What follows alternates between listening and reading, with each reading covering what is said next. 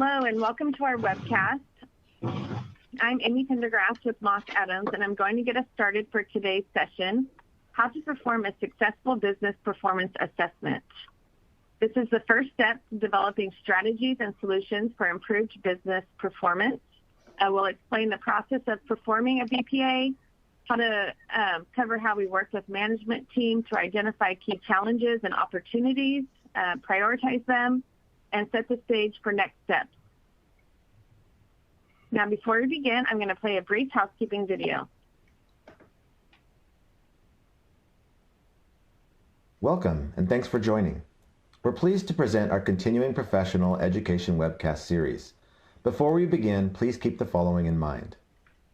You can customize how you view our presentation and interact with the presenter. For better viewing, close all other applications and turn up your speaker volume. You can adjust window size and placement or enter full screen mode using the controls at the top right of the window or dragging the bottom right-hand corner to resize. At the bottom of your screen, you'll see a series of icons that relate to a different aspect of our session. You can download a PDF of today's slides from the Slide Deck and Handouts widget. You can ask questions by typing in the Q&A window and clicking Submit. We'll do our best to answer all questions or follow up via email. If you experience technical difficulty, refresh your browser by hitting the F5 key. Today's session offers 1 CPE credit. To receive credit, you must meet the National Association of State Boards of Accountancy requirements. You must attend at least 50 minutes of the session and respond to at least 75% of polling questions. To participate in the polls, please check the button next to your answer within the slide window and click Submit. We'll track your progress and alert you when you've earned CPE credit. You can then click the certificate icon in the CPE Progress widget and download your CPE certificate. Don't worry if you can't download your CPE certificate today. We'll email you a copy in 2 weeks. If attending this webcast in a group, you must complete our group CPE attendance sheet, available in our Slide Deck and Handouts widget to receive credit. Please have all group members sign it and send only 1 sheet per group. CPE credit can only be awarded to participants registered as themselves and isn't available for participants who view the on-demand version. This presentation is not legal, investment, or accounting advice. We encourage you to seek the counsel of a professional service provider to apply this content to your specific circumstances.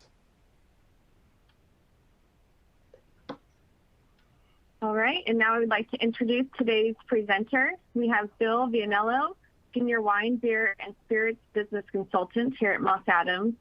His bio and contact information are located in your webcast console for your convenience. And now, Bill, the floor is yours. Thank you, Emmy. Good morning, everyone. I just want to give you a quick little background about our Wine, Beer, and Spirits group. I'm based here in Santa Rosa, California, Sonoma County. Moss Adams actually has offices throughout all the wine regions of California. So we'll cover Napa and Sonoma areas, all the North Bay, North Coast, as well as the Central Coast and the Central Valley. We also have offices in Washington, Oregon, and Texas. So that closely mirrors the footprint of the wine industry. And we serve almost 400 winery and vineyard clients throughout those states, with the majority of them being here in California. But a very experienced team for pretty much any of the needs that a winery or vineyard owner management team would need assistance with, regardless of what stage your company's in, whether that's startup, rapid growth phase, or near transition or succession period. So that's the nice thing for me, working with a large company. There's a lot of expertise within the umbrella of Moss Adams that when I'm helping clients, oftentimes I'll find a need that might be in my wheelhouse, and sometimes it's not. So I can always refer people out and pull internally from our skill set in-house. And if we don't have that skill set under the Moss Adams umbrella, then we do have a very strong industry network. So our goal is when we find a need to get the client the help they need, and so they have the expertise that can really help them solve whatever challenge or opportunity they want to pursue. So today, our learning objectives are threefold. I'll walk you through the business performance assessment process that we follow. Then in doing that, we're going to highlight some of the key performance indicators or KPIs that we often will like to see in the areas of finance and sales and marketing, the operations and the people, HR aspects of the company. And then we'll actually have a real life case study example of how we help the vineyard owner improve his business's performance. So just really starting off, what's the purpose of a business performance assessment? It's really, we want to help identify things the business might do to overcome any challenges that they face with their business. It could be motivating employees. It could be how to improve the operation, or how to improve the financial performance, or with a thought of doing those things, you know, with the long-term goals of the company in mind. And the fact that we're independent third-party clients or independent third-party consultants, we have the benefit of being able to observe and evaluate a company objectively. And so hopefully we can make impartial recommendations that offer practical solutions. I know when I've been running companies, having someone come in and help run certain, maybe it's establish what your vision and values are. It can be really important and helpful to have an independent consultant come in, because you can sit back and be part of the team as opposed to trying to run it. And so people can speak up, speak their mind, I think, freely. Let's talk about the process we take people through.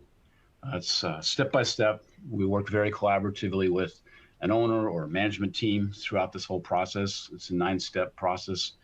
Initially, it's the initial discovery call. Hey, I've got these issues. Is there any way that you might be able to help me? So we'll talk about what those, clarify what those are, and then really want to come to an understanding of what are the desired outcomes that the client's looking for. So we'll get started. We'll typically request just some preliminary information about the company. We want to get really well grounded in and have a good solid understanding of the business. So how's the company organized? What's their target market? What products, what wines do you make? Do you grow grapes? What services might you provide? Maybe you're providing some custom winemaking services. And really, what's the vision for the company and the long-term plans that you have? So once we have that, then we'll develop a scope for the project, and we'll actually work out a schedule. And oftentimes when we do a business performance assessment, it could be a 2 or 3 day involve 2 or 3 days where we're on site. And if it's a small or medium-sized company, if it's a large company, it may be more than that. But usually there's 2 to 3 of us that can come on site to really work with the team. On the first day, we do a kickoff meeting with the management team, and that can be on site. Sometimes they like to have it off site, just to get away from the distractions of running the business every day. Maybe it's go to a spot where you can set up a meeting, be undisturbed, and really have a very clear idea of here's what we've scheduled to do the next few days. Here's what we're going to meet, who we're going to meet with. And then we start collecting information and go through the process of interviewing ownership, management team, key employees. Maybe you have some employees that have been there for a long time. They know how things work, and then maybe you have some employees that may be in key positions, but they're new, and they've got fresh eyes. And sometimes when you come in, things stand out to you that may not stand out to people that have been there a long time. So we like to interview a cross-section of employees that are in key positions. And in the process of doing that, we'll go through what we call a SWOT analysis. You look at internally, what are the strengths and the weaknesses of the company, and also externally in the business environment that you're operating in. What are the opportunities out there that you can take advantage of, and what are the threats that you want to make sure the company's prepared for? Once we go through that information, we've collected a lot of information at this point, so then it's a process of analyzing it, keeping in mind how is this business performing. So really trying to get a sense for how's assessing the performance of the business at this point. And then we'll draft our summary thoughts, our findings. We'll include some recommendations based on what we've seen and learned. And then we'll share that draft report with the management team and say, hey, is there anything we've missed? Are we on target here? Anything you want to fine tune? And then once we've gone through that, then we'll finalize the report, provide our recommendations, and sit down and go through, these are our findings, these are our recommendations. Are there any follow-up actions you'd like us to take? We can have some follow-up projects. If so, let's prioritize those. So I talked earlier a little bit about the vision of the business. That's usually our starting point. We want to make sure we explore that and have a really clear understanding of what's the long-term vision of the ownership, management team, what are the long-term goals for the company. Because a company's vision provides a guide for management. Kind of think of it as the North Star. It helps you make important decisions on how to effectively, efficiently utilize the company's resources across these business sectors, like your customers, your operations, your people, your team, and the area of finance. And really when you've got a clear vision, I know when I've been running wineries and you know exactly what that owner's long-term vision is, you can make decisions very quickly because you know where you're headed. So just kind of recapping some of the benefits I've seen when you do have a good, clear long-term vision that the ownership and the staff all know and understand and believe in and support. So long-term vision guides and expedites management decisions. It fosters alignment across the team, and it gives purpose to the actions that you take every week, every month, throughout the year. And it also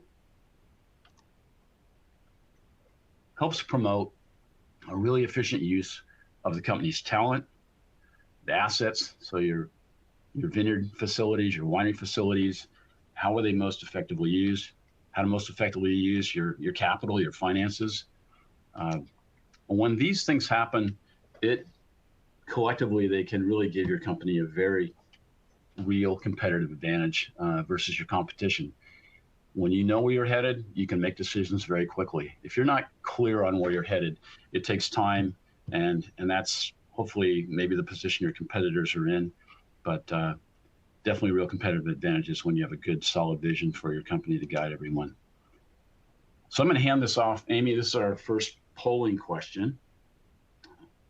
All right, thank you, Bill. So yes, our first question is, what benefits can a clearly defined and shared vision give a company? And your options are: it provides a guide for management decisions, alignment and purpose across company personnel, more efficient use of resources, or all of the above.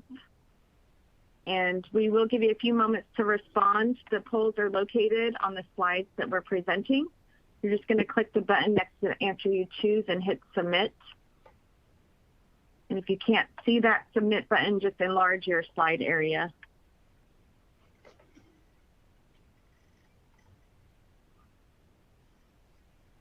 It looks like most have responded. We'll do a few more seconds.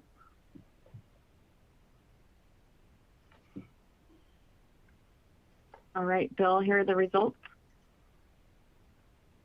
Wow. Okay, everybody's awake this morning. Great. Yeah, you're right. It helps, like I explained on the previous slide, it helps with your management decisions. It helps with aligning everyone's efforts, and you're using your resources as effectively and efficiently, hopefully, as you possibly can. So, all right, we'll move on. So once we have a good, clear understanding of the vision, we like to take a look at the business in these four sectors and see if all the activities and the key performance indicators that are used within each of these sectors, if they're really in alignment with supporting the vision and the long-term strategies of the company. So KPIs, or key performance indicators, you can use them to gauge and drive your growth, to show progress, to provide insights that really help aid your decisions. I know I've been in a lot of meetings before where years ago we'd get spreadsheets. Someone would hand out a spreadsheet at a meeting. Everyone's head in the room would drop down, and you're kind of in your own world trying to interpret, what do these numbers mean?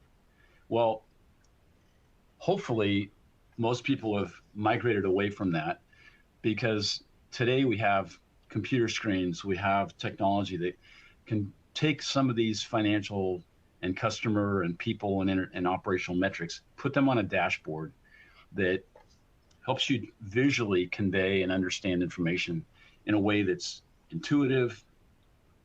And like when it's easy to understand, you can make decisions very quickly. So if you have your KPIs and you're using them effectively,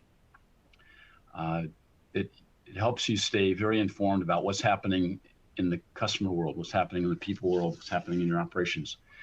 One note, when you decide that you're going to utilize and employ KPIs within your business, it's really helpful to establish a master list of those KPIs and get agreement across the management team, across the staff, so that everyone knows what KPIs are, what's being measured to evaluate the performance of the business. And oftentimes, it brings in accountability as well. So the other thing is make sure that the way you're capturing the information that's utilized to develop the KPIs, that the information's accurate. If you have accurate information on reports, on your key performance indicators, people will trust and follow and engage with those. If there's inaccuracies in your KPIs, it can really undermine the trust and create a lot of issues internally within the company.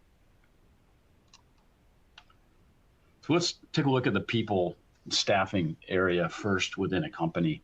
So really the talent you have drives the company's performance.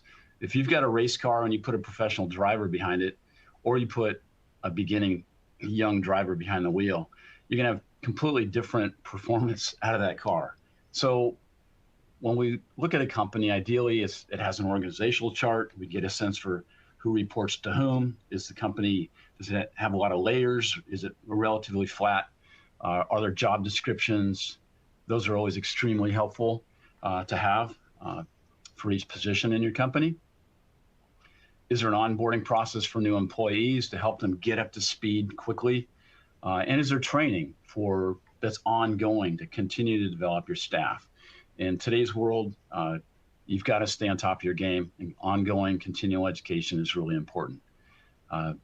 Basic stuff like, is there an employee manual? Well, when you're a small company and there's a limited group of you, you may all know what's going on, and you may know what the kind of the policies of the company are. But over time, developing things like an employee manual, safety manuals, things like that, extremely helpful to have on hand. So we look for those when we're doing a business performance assessment. And then, do you have a benefit strategy that helps you retain your competitiveness and really attract and retain talent? Really critical in today's tight labor market. I don't know if many of you use some surveys that come out annually, but one that I've used when I've been running wineries is Western Management Group survey. I used to encourage a lot of my peers in the industry to take part in that survey because it would have a tremendous amount of information where you could see, I'm paying this winemaker, or I'm paying this general manager at the 75th percentile. Here's the range we should be paying within. There can be bonus structures, things like that to utilize. So anyway, try to find resources that help you keep your benefits, your compensation, and your benefits packages really competitive. So let's talk about some KPI examples that I find helpful when we go in to take a look at a company. One of the things we'll look at is, what's the turnover rate? And look at it by department. You can look at it by company, but really look at it by department. Kind of helps you locate where there may be issues. So employee turnover in our industry, we like to have a team that stays on and accumulates knowledge. Kind of in line with that is, what direction are the recruiting and training costs trending? So as you accumulate and track information from year to year, you can start looking at trends and see, are they trending up, trending down? Are your recruiting costs or training costs trending up? Ask why, because it may just be the fact that your company's growing, or it may be the fact that you're not growing and you have a lot of turnover and you're spending a lot of time and effort trying to retain, recruit, and train people. Employee tenure, similar vein here. Think of a winemaking team. A winemaker only has one vintage a year to learn from and to make wine. So you're learning throughout the growing season, you're learning through the winemaking process. You're accumulating knowledge that's really valuable in successive vintages. So I always like to try to encourage winemaking team to stay on for years and really train the rest of the cellar crew and anyone within that team. So we have an institutional knowledge buildup that helps you consistently make high quality wine and grow high quality fruit year after year. Overtime hours, hey, it may just be the fact that you've got a spike in overtime hours, and again, ask the question why. Is it something that's just an incidental task a project that you need to do that is going to go away, or are you spending too much time consistently paying overtime? And maybe employees, there's always the risk of burnout. Now, I put employee satisfaction here. This is something that companies may do once a year or maybe every other year, but getting feedback from your employees to really gauge the level of satisfaction that they have within the company. They're on the front lines. They know what's working well, what's not working well. They know the culture of the company and what might be improved. So it's really valuable to reach out to them and ask, hey, how are we doing within our team, within our HR policies? What can we improve? Now, thinking of the customers, this spans all of your sales and marketing activities. Questions like, who's your target consumer? How did they find out about you? Was it through social media? Was it from recommendations from friends? All that type of information is incredibly valuable to collect when you're developing your marketing programs, your strategies for reaching out to your existing customers and prospects. And then you can always ask, what markets are you in and why? So it's pretty common to have small wineries that maybe they're in 10, 15, 20 markets. Larger wineries, obviously, are going to try to go national. On the sales side, we always ask, what's your growth rate? And again, we like to see multiple years, try to get a sense for what directions the growth going. What's your rate of sales versus your production? Are you making more than you're selling? Really important to stay on top of that. And then looking at specific products, what is selling, what's not selling. And same thing, is your inventory in balance, or do you have some stale inventory that maybe you need to discount or find some way to move before the next release comes up? So again, in this area of customers, using the KPIs to gauge the performance of your marketing efforts, effectiveness, and the sales performance, you can drill down within each channel. So some KPI examples here might be, how many months of inventory do you have on hand versus the sales rate of a specific wine? So do you have 3 months worth of inventory on hand and 8 more months to sell it? Well, you might run out of wine. What are you going to do if you run out of wine? How do you bridge that? Or do you have 3 months worth of inventory of a certain wine on hand and 1 month to sell it? So again, KPIs are there just as a barometer to give you a sense that something may be out of whack or out of standard, and always ask the question of why and drill down to try to find out the answers. Tasting room, some pretty common KPIs. How many visitors do you have per day? What day of the week? How many per month? Just keep track of that. You can make a nice graph of that and see. Usually like a trailing 12-month graph might show you when you might have a downturn or an upturn in visitors. Trying to understand why that's happening is always valuable. Knowing what your average order size, what's your conversion rate of those visitors to join the wine club, certainly a metric that many wineries use. Oftentimes we'll see a target rate of about 5% of your visitors ideally convert and join the wine club. And a lot of wineries incentivize their tasting room staff to get people to join that club. So we talk about the wine club, how many members are signing up. So you want to know how many members signed up this month. What's our attrition rate? It's not uncommon to see a wine club, about maybe it's 20 to 25% of a wine club membership change per year, drop off per year. So if you see, again, it falling, know what your norm is, and if you are veering from that, always drill down and try to understand why. like the tasting room, know what your average order size is, know what your percentage response rate is from your wine club members for each campaign. And then on the trade side, just know what your points of distribution or number of accounts you have per market. And again, is that trending up? Is it trending down? Is it where you want it to be? What's the breakdown of on-premise versus on-premise? These are just some of the standard key performance indicators that we look for and most wineries often use. So operationally,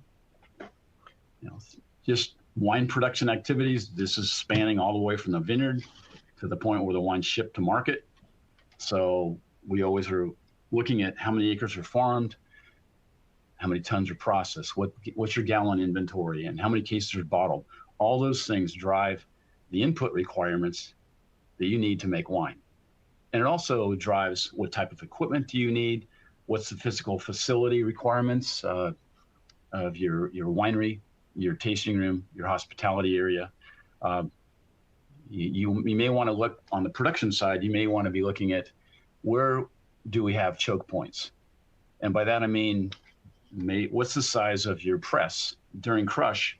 If we have some weather that necessitates bringing in grapes faster than normal, do you have the capacity, sort of have the surge capacity to handle an increased volume of grapes in a short period of time or not? If you don't, you're going to be working some long hours. You may have some very tired employees, and it increases the chance for making mistakes when people are tired.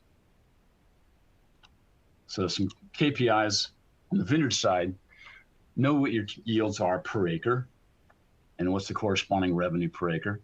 What's your farming cost per acre? We've been seeing more and more what we'd say call margin squeeze. There's a narrowing between how much your revenue you're generating minus your farming costs, and the margin between them has been getting tighter. And from an operational standpoint in the vineyards, one of the KPIs I found helpful is what percentage of your vines got replaced this year. If you think of the age of a vineyard, typical lifespan of a vineyard, maybe it's 25 years. 1/25 to 1 year, that's 4%.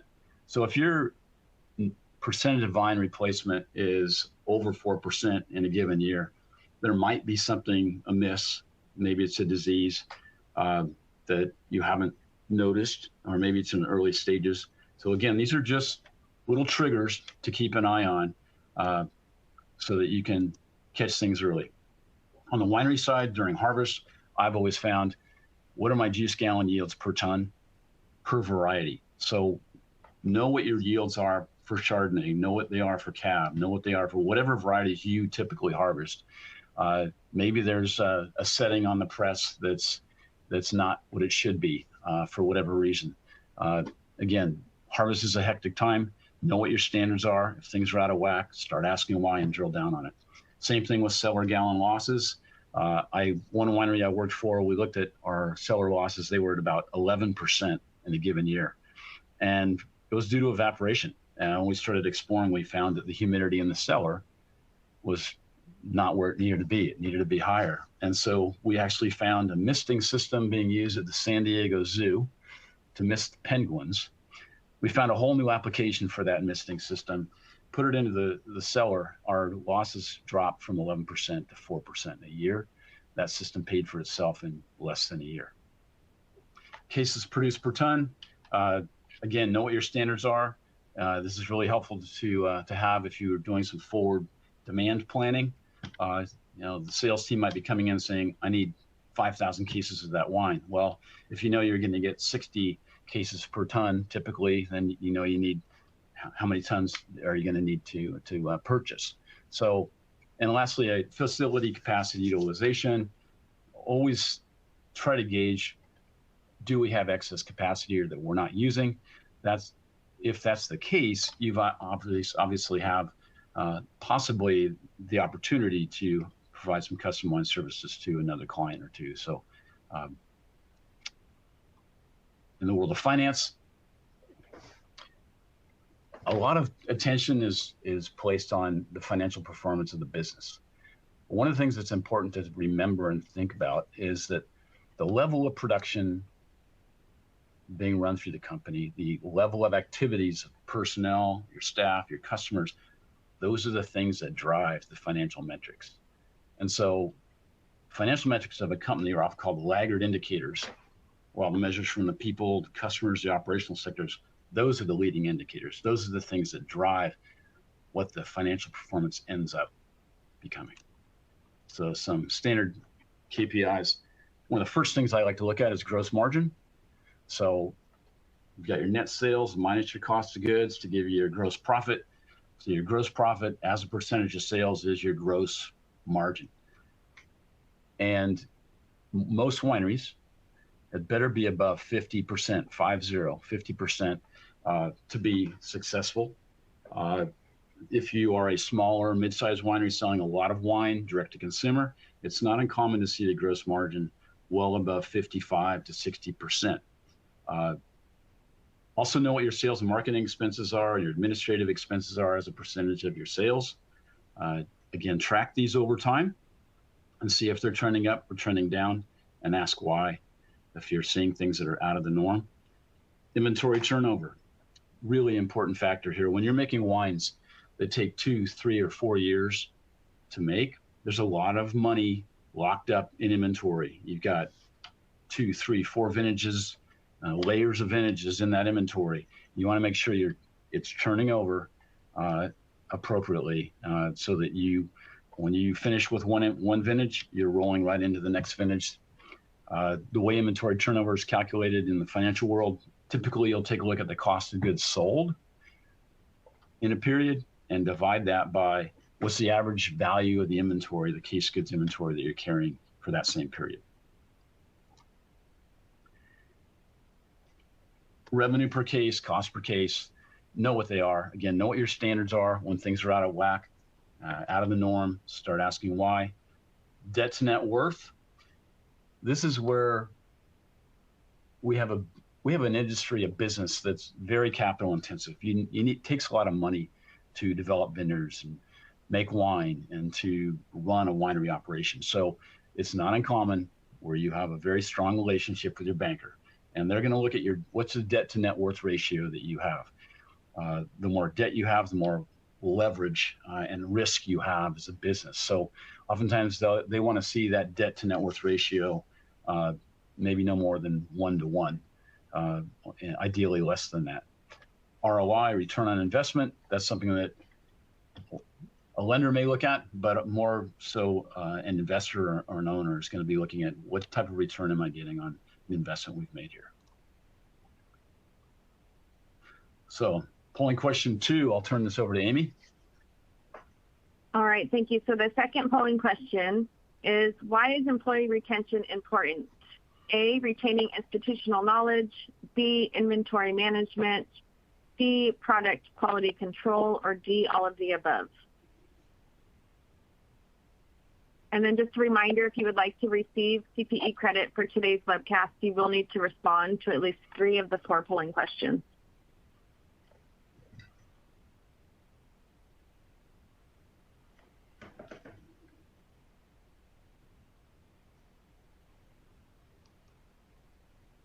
Give this a few more seconds.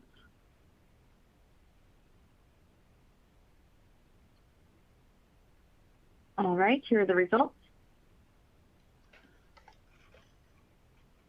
Okay, everyone's on track here. All the above is the answer I would expect.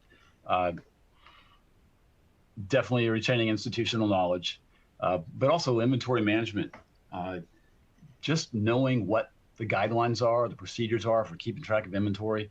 When you have a team, think of it, if probably a lot of us here have played a sport, the more we may have really talented people on a team, but when we're first playing, maybe the first year you're playing together, you're learning about how to work well and as a team. But over time, you get better and better at it because you can anticipate what to do. You anticipate how someone's going to react. So the same thing applies in running a business. One of these may be the inventory management. It could be how to maintain standards around the quality control. So if you know what the regulations are or guidelines are or standard operating procedures are within the company, and the team knows them, you're gonna, it all comes back oftentimes to how long does your employee group been retained. If you have a lot of turnover, it just increases the chance for having problems in quality control, inventory management. And so we'll move on to the next question, or the next slide here. So, case study. Client came to me and said, I'm losing money every year. How can I increase my revenue? And how can I get better performance out of my vineyard operation? This is an owner that was fairly hands-off, but we just basically summarized the objective here is, okay, let's look at how to improve the operational and the financial performance of the business and become profitable. So keep that objective in mind as we go through this. So we interviewed him, going through the information gathering process. How do you run your business? How have you been running? How long have you owned this vineyard? And how do you interact with your team? Let's collect some information on staffing, customers, the vineyard operation, and the finance and accounting procedures that they followed. So when we looked at the entity, the business, it's understanding what type of business or type of entity do you have? Is it an LLC? Is it a partnership? We have people internally at Moss Adams that often can be very helpful to give you how to properly structure your business to get the best advantage, maybe from a tax perspective, or maybe from a succession planning or transaction perspective. We'll look at the organizational chart. We asked him for a strategic plan. He didn't have one. We look for long-term goals. Again, I want to make some money and just figure out how this company can run more efficiently. And then we always ask, are there any related sister companies? Because understanding how those may work together is always important to know. From a staffing and services perspective, we said, hey, how are you staffed? It was obvious that it was pretty much him, a couple family members that were peripherally involved in the business, but really he relied very, very heavily on the vineyard management company and the viticultural consulting services that were used. So we took a look at the vineyard management company and the viticultural advisors, and they were solid. They had very, very deep experience, were very respected, and so that was a finding. On the systems and procedures, just want to get a sense for what information was being captured and relayed to the owner, shared between the owner and the vineyard management company. What farming equipment did they have? And we learned that they had most of their farming equipment on site, which was a really good thing because it prevented the import of any potential pests or diseases on the farming equipment that a vineyard management company might accidentally bring in on site. And then from the IT systems perspective, they were using QuickBooks like a lot of operations do. And we looked at how was it set up? Was he getting the most benefit out of it? Was it set up properly so they could get the information you need to understand your business? The vineyard operation, we asked for a lot of information, like where's it located? Do you have some maps that can visually, from kind of a bird's eye view, give you a good lay of the land? And then what are the attributes of the vineyard by block? So when was the block planted? What variety, rootstock, spacing, irrigation system, all those types of things we collected information on. And then corresponding to that, we collected the crop yield, grape sales history by vineyard, by variety, by block. We wanted to get this information and be able to look at it over a period of time to see how things might be trending. We got information on the water supply versus demand, and also got some information about the irrigation system. And also asked about frost protection and also the history there. Had they been having any problems with frost, and to what degree and in what areas was that an issue? And then also it's always helpful to understand, are there any neighborhood issues, any neighbors that might dislike farming activities, for example, or are all the neighbors copacetic and helpful? It's helpful to understand and at least ask for that information. And on the finance and accounting side, pretty standard here. We'll ask for 3 years worth of financial statements, both income statement and balance sheet. Corresponding to that, we'll look for the sales by variety, by block, by grape buyer. It's really helpful for us to know who are the buyers of these grapes and what are the contracts. So we also ask for the contracts so we can review those and see if maybe there's some improvements that could be made there. We asked for farming budget. He didn't really have a really extensive farming budget. And then we also asked about management reporting, financial and operational monitoring. So what's being monitored and reported back to him, or what's being monitored by the vineyard management company. Those are all things that we dug into. Amy, I'm going to hand this off to you. All right, thank you. So our third polling question is, what type of consulting service do you see as presenting the largest opportunity for improvement to yourself or your business? And your options are A, human resources, B, inventory management, C, product costing, and D, software selection and implementation. And then also, I do want to remind you that you have the option to submit questions for Bill through the Q&A window. We do have quite a bit of content to cover today, so if we don't have time to respond during the webcast, we will do our best to follow up with you afterwards.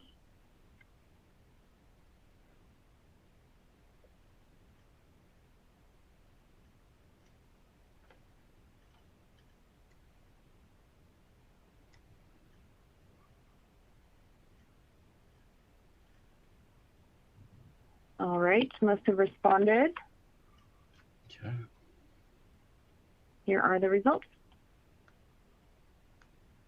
Wow.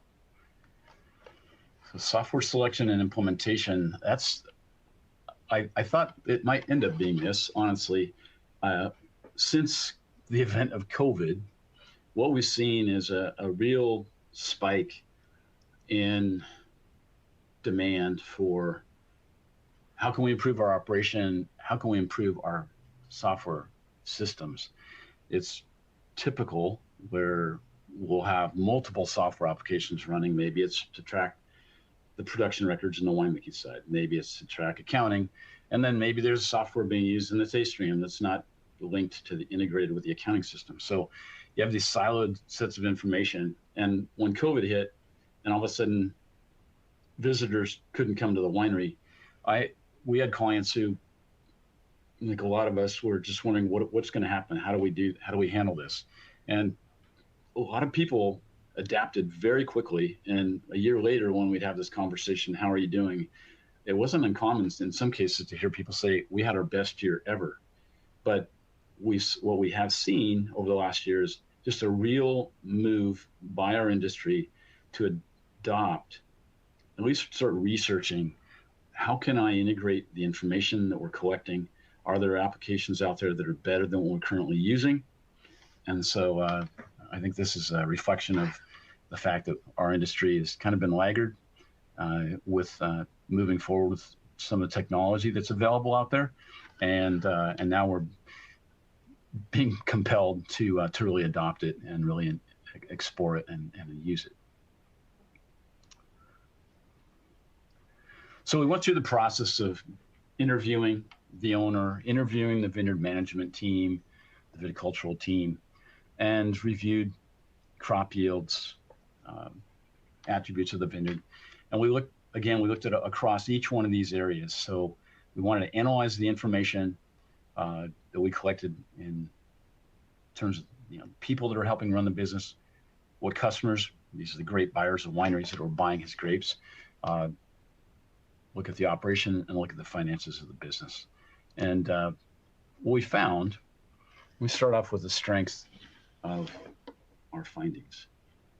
We found that the client's grapes were often used in the wineries' highest quality ultra premium wines. So that was an indication that, hey, these are really good quality grapes.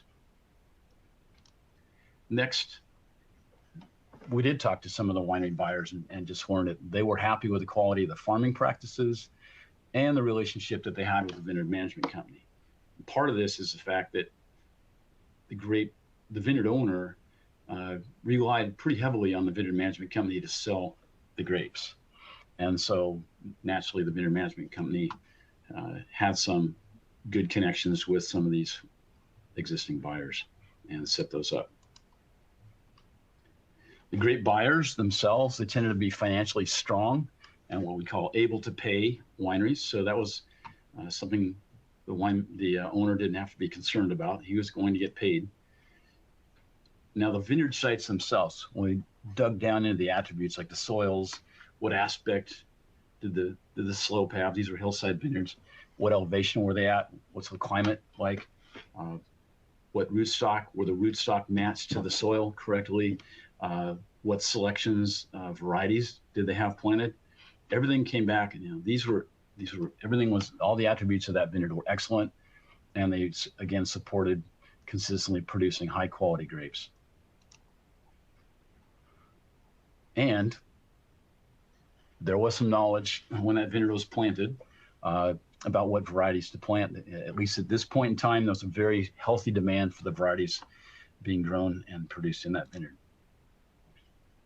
Now, if we look at the weaknesses, there was a real lack of oversight and direction from the owner to the vineyard management company. So the vineyard management company was just kind of doing things the way they felt would be the right way to farm. But there really wasn't there was minimal direction being provided from the owner. And so that kind of created a situation where there was minimal accountability or reporting by the vineyard management company back to the owner.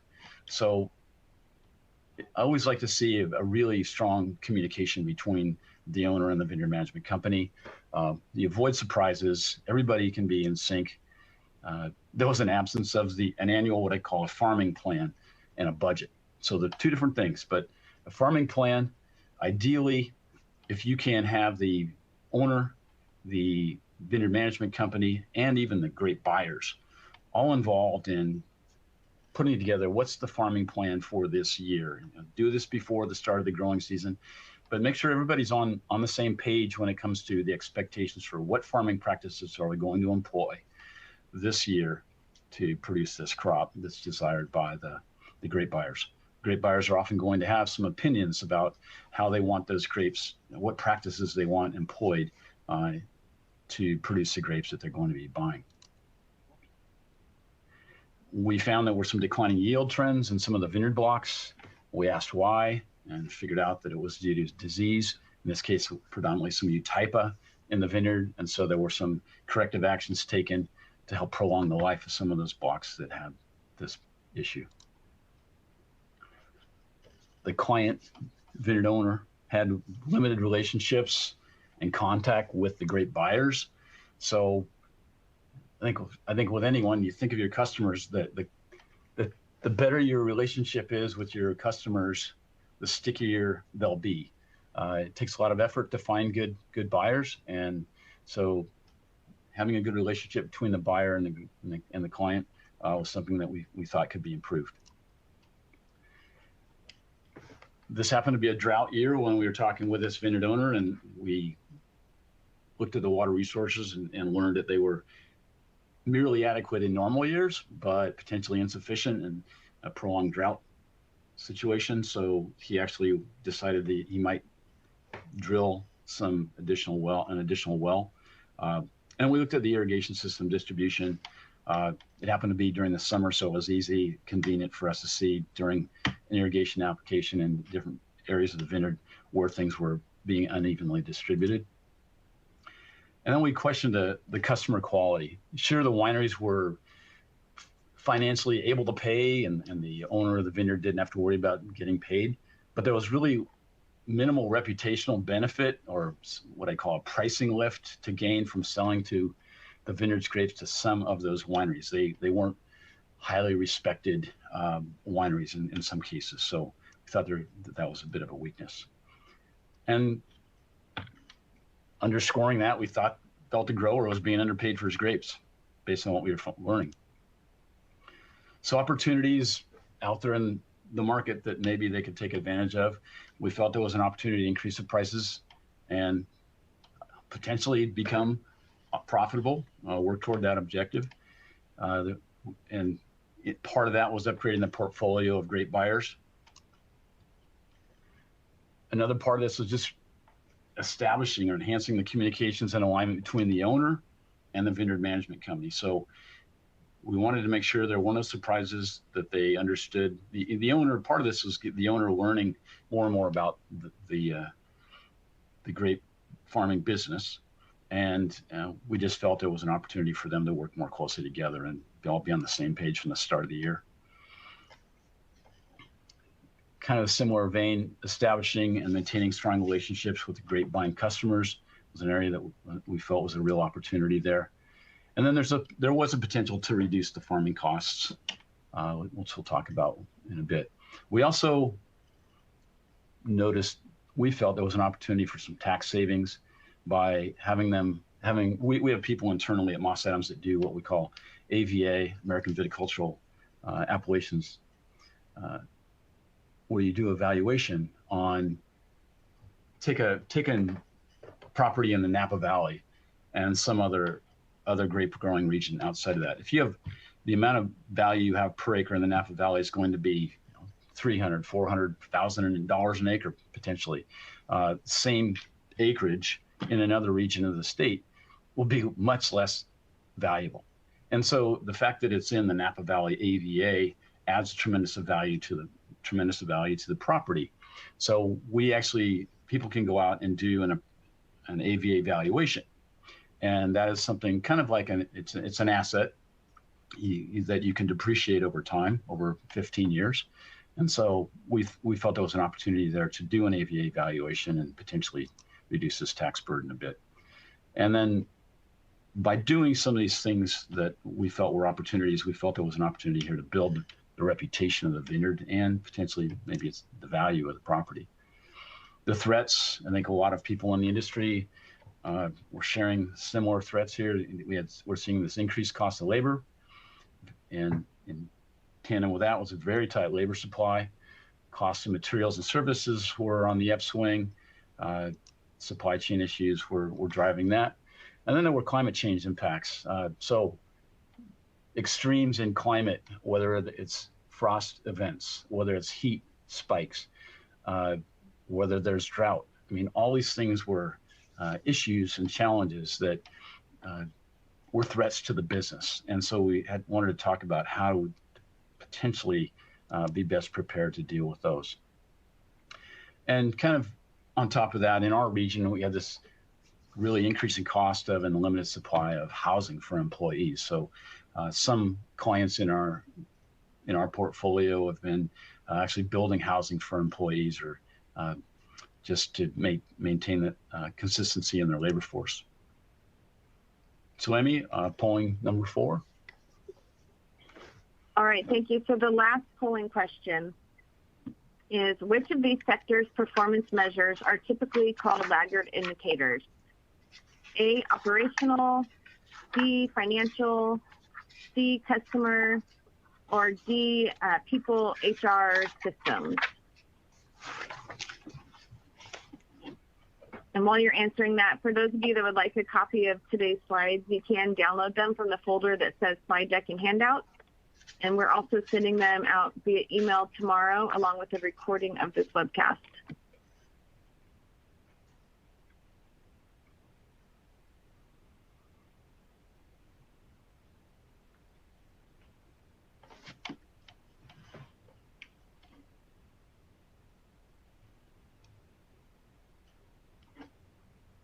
All right, here are the results.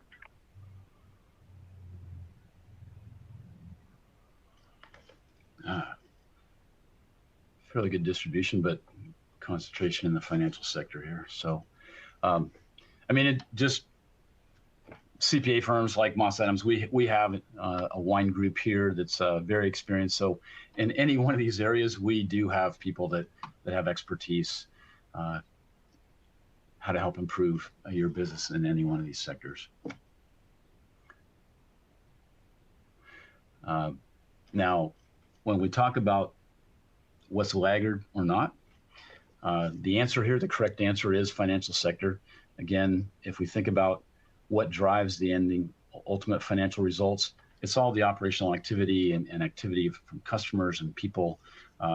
Those are the leading indicators, and the results end up affecting the financial sector, and those are the laggard indicators. So, recommendations, what do we come up with? If we think about that client's objective, how do I increase profitability? here's what our recommendations were, and we have a couple pages of them. So number one, increase the prices charged for the grapes. Number two, upgrade the portfolio of grape buying customers.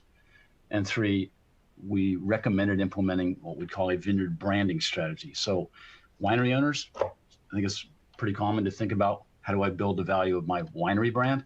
You can do the same thing with your vineyard.